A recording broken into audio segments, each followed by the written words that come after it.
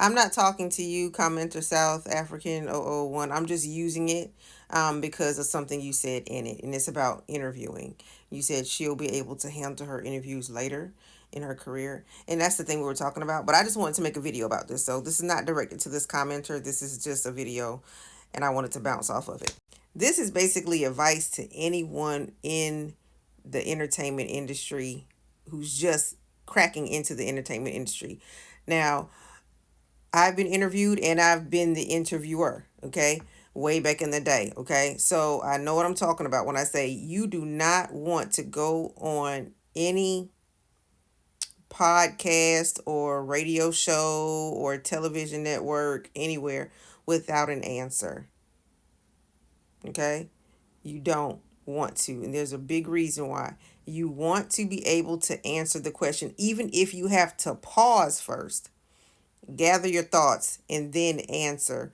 Because if you decide to not answer the question, you first of all, you aren't sitting down in front of the police, okay? You aren't. You volunteered to go to the interview. If you volunteer to go to the interview, no one's forcing you to do the interview, okay? So if you decide to go to that interview, you are prepared to answer the questions. The hardest ones to the easiest ones. The reason why you don't want to leave it up to the public to answer that question for you is because they're going to fill in the gaps. However, if you're sitting there and you refuse to answer a question and you look back and you turn back to your publicist and your publicist saying, no, we're not going to, don't answer that, right? What you have then done is allowed everyone listening to that interview to fill in an answer for your silence. They are going to then look at your body language. They're going to start critiquing you straight up. That they're barely going to hear anything else you have to say. They're going to start critiquing you. Immediately, they're going to look at your body language. They're going to look at what was she actually saying. Was she, that was nasty. They're going to really do it. You want to fill in that silence. Fill in that silence with something. If you say, I don't know, I honestly don't know, I haven't researched it yet, say something so that the public will say, well, she said she didn't research it yet. She didn't know.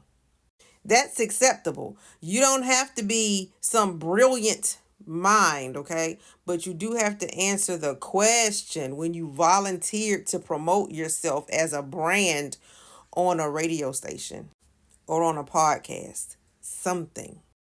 Impromptu. They can ask you what kind of shoes you like. Think about it. I never thought about that. I like this brand. Blah blah blah. It's a conversation. It's a conversation. Okay. So someone asks you, "What's your background?" Say it. One of the best things that you can do, as if you're in entertainment, is know yourself. Actually, take the time to get to know yourself.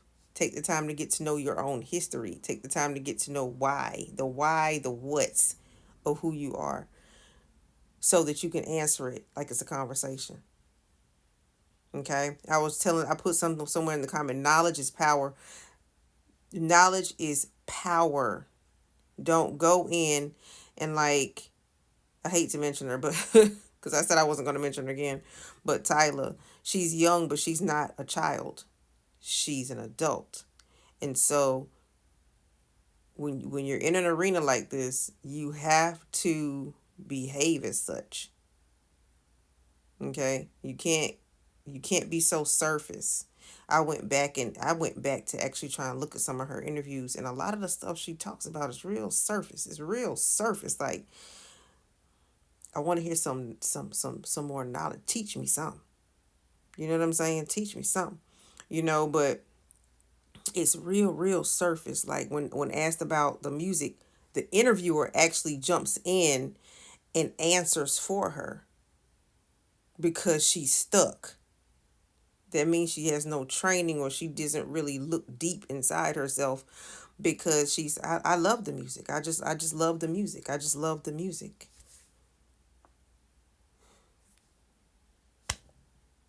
That's her answer. you know. And I'm not being funny or anything, but that this will go for anybody. This goes for anybody. Why do you write what you write? I'm an author, so why do you write what you write? At my first interview, I had to really I knew exactly why I wrote the book. I knew what I wanted to relay. I know why it was important. I knew all of that stuff and how it pertained to me and what all that stuff, right? My first newspaper interview. Same deal. Same deal. You have to know knowledge is power. Okay. So there's a time when people that the little surface stuff is not gonna fly.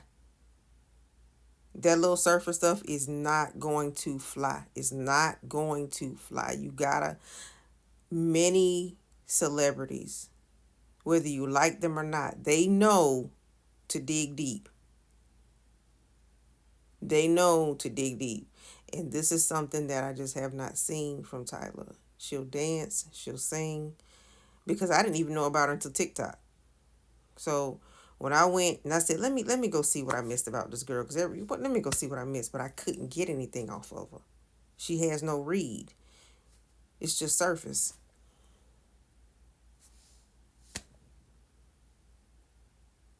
And at 23, 24 years old, I remember I had me some depth. I had some depth to me. Okay. You ask me something, I'm gonna go. I might not have had as much knowledge as I have now, but there's some depth to me. So yeah, she if she goes on an interview, she has to be able to connect with people beyond just being a pretty face. And this is told to many musicians and artists beyond just the pretty face. I think that'll help her out. But until she can do that, mm-mm, mm-mm.